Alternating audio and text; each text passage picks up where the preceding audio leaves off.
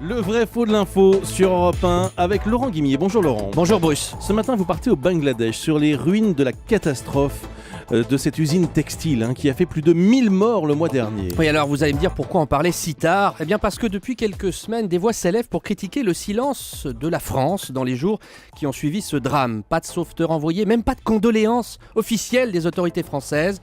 Un silence que conteste le ministre délégué à l'économie sociale et solidaire, M. Benoît Hamon, qui était l'invité la semaine dernière de la chaîne publique Sénat.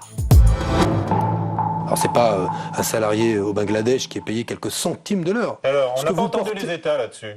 En tout cas, nous, on s'est exprimé. Le ministre Benoît Hamon affirme que la France a officiellement réagi après la catastrophe au Bangladesh. Vrai ou faux ?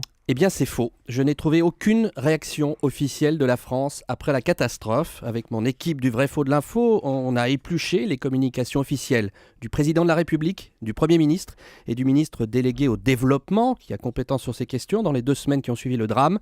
0 communiqué officiel de condoléances, alors que 2 jours après l'effondrement de l'immeuble, on savait déjà qu'au moins 300 ouvriers du textile étaient morts sous les décombres de la capitale Dacca. La seule expression publique trop discrète et qui est donc passée inaperçue, c'est une simple lettre de condoléances du ministre des Affaires étrangères Laurent Fabius à son homologue du Bangladesh le 28 avril, 4 jours après la catastrophe. Pourquoi dites-vous que la communication a été trop discrète ? Eh bien, Bruce, j'ai tout simplement regardé comment nos autorités avaient réagi la semaine dernière après la tornade à Oklahoma City, qui a fait quelques dizaines de morts, c'est aux États-Unis. Dès le lendemain de la tornade, communiqué officiel de François Hollande, je lis, le président de la République exprime au nom de la France toute sa solidarité aux États-Unis après la terrible tornade qui a frappé l'Oklahoma, faisant de très nombreuses victimes et blessés. Alors vous savez, on dit souvent dans ces histoires que la compassion diminue avec les kilomètres. Plus les drames sont loin, moins on est ému. Pas de chance, Oklahoma City et Dacca sont à peu près à la même distance de Paris. J'ai regardé comment les autres capitales ont réagi après le drame du Bangladesh. Quasiment rien, on s'en fiche, comme en France, à part le pape qui a condamné, je cite, le travail d'esclaves des ouvriers du textile.